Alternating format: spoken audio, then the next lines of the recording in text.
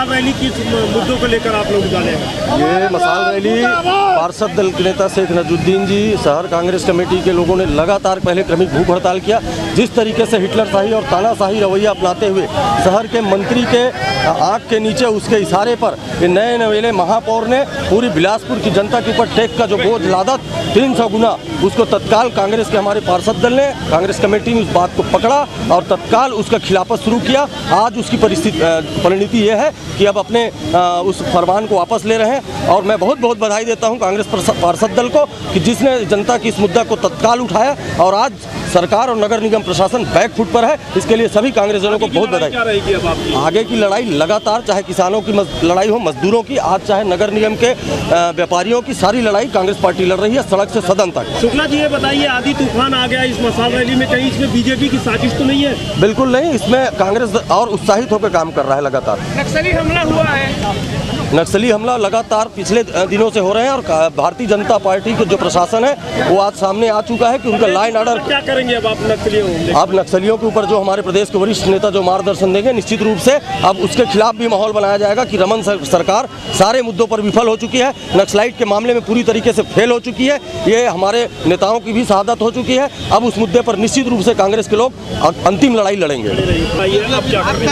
निश्चित तौर पे हमारी जो लड़ाई है 29 तारीख के सामान्य सभा की बैठक में जिस तरीके से महापौर के द्वारा बेतहाशा संपत्ति करों में और अन्य करों में वृद्धि की गई थी, 1 अप्रैल से उन्होंने अप्रैल फूल मनाया शहर की जनता के साथ में और 1 अप्रैल से उन्होंने अवैध वसूली शुरू कर दिया। ठेले वालों के साथ 5 जगह 10, जिन लोगों को 300 रुपया टैक्स लग रहा था उनको 1300 रुपये लग रहा है टैक्स, जिनको 1300 लग रहा था यानी 300 गुना से लेकर 4000 गुना तक इन्होंने टैक्स बढ़ाया सारे व्यापारियों का। इसके बाद आप क्या करेंगे? तो हमारी आज पहली जीत हुई है, चूंकि नगर निगम के सभापति के द्वारा हमको आज लेटर दिया गया है। सामान्य सभा 20 तारीख के बुलाई जा रही है, उसमें स्पष्ट लिखा हुआ है कि कांग्रेस के निर्वाचित 24 पार्षदों के द्वारा जो आपको लेटर हमको प्राप्त हुआ था, आपके तरफ से हम 20 तारीख के सामान्य सभा बुला रहे हैं। हम सामान्य सभा में जाएंगे और जितना बड़ा हुआ टैक्स है उसको जब तक नहीं, ये विरोध मांग की नहीं, ये विरोध की रैली थी। लड़ाई जारी रहेगी। बीजेपी की साजिश तो नहीं है?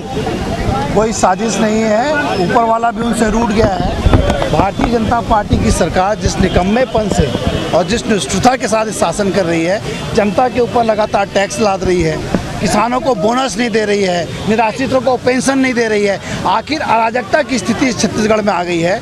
मैं छत्तीसगढ़ में बैठे हुए जो शासन करने वाले लोग हैं और ये शासन और प्रशासन का जो गठबंधन हुआ है जनता को लूटने का, इसका हम लोग विरोध करते हैं और इनको चेतावनी देते हैं कि आने वाले समय में शांतिपूर्ण आंदोलनों को, लोकतांत्रिक परंपरा से किए हुए आंदोलनों को अगर ये तवज्जो नहीं देंगे तो आंदोलन का रुख बदलेगा। उसके बाद भारतीय जनता पार्टी के रमन सिंह और यहाँ पर बैठे अमर गुड़ाखू, जिनके कारण बिलासपुर के लोग बर्बाद हो रहे हैं, उनको हम लोग चिताना चाहते हैं कि अगर बिलासपुर की जनता शांत है तो बिलासपुर की जनता रेलवे जोन जैसा आंदोलन भी खड़ा कर सकती है। आपकी मांगे तो मान ली गई है पार्षद दल की, अभी केवल बैठक की गई है।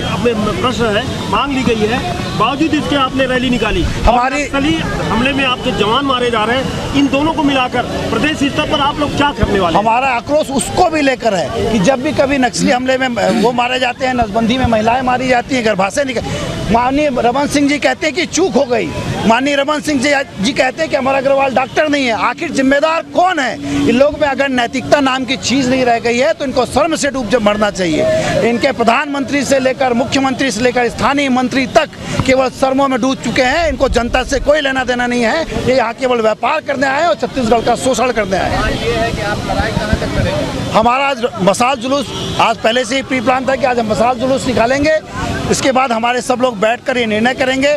आंदोलन बहुत तेज होगा, अगर बिलासपुर की जनता के साथ कोई भी अन्याय होगा तो आंदोलन चरम सीमा तक जाएगा। आपके आंदोलन में लगता है गुटबाजी नहीं है? हमारे कांग्रेस में कभी गुटबाजी नहीं रही थी। अमर अग्रवाल जी जो सेठ हैं, खरसिया से यहाँ आए थे, उन्होंने आकर बिलासपुर में आपस में फूट डालने का काम किया। अब बिलासपुर के कांग्रेसी जान गए हैं अमर अग्रवाल की कोई चाल नहीं चलेगी। अब केवल अमर अग्रवाल को बिलासपुर से भगाना है, यही आंदोलन होगा। मसाल जुलूस जीत की थी या मांग की थी?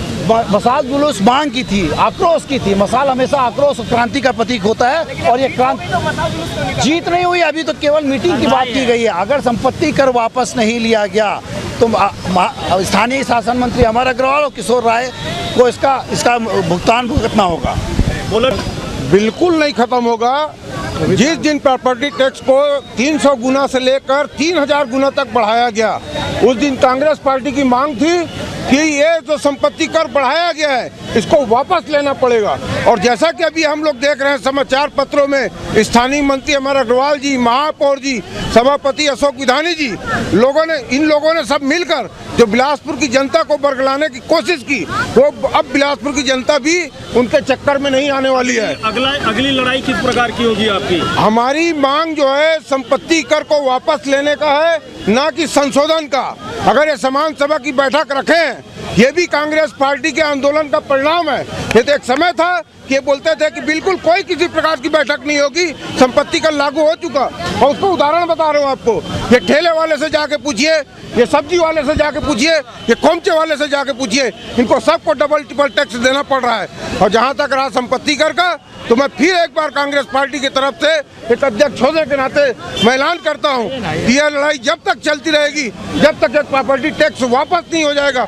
और एक बात और बहुत स्पष्ट बोलना चाहता हूँ, मैं हमारे अग्रवाल जी को, माननीय मंत्री जी को और महापौर जी को ये संदेश देना चाहता हूँ कि जब छत्तीसगढ़ में कहीं भी टैक्स की बढ़ोतरी नहीं हुई है, तो बिलासपुर की जनता को इतना सस्ता क्यों समझा गया, बिलासपुर की जनता को इतना गुमराह क्यों किया गया, इतने बड़े टैक्स से क्यों लादा गया, इसको वापस लेना होगा, मतलब लेना होगा। धन्यवाद। ये पता चला कि सामान्य सभा की मीटिंग करके संशोधन कर रहे हैं। हम संशोधन नहीं चाहते हैं, 1% संपत्ति कर नहीं बढ़ना चाहिए। बताएंगे आज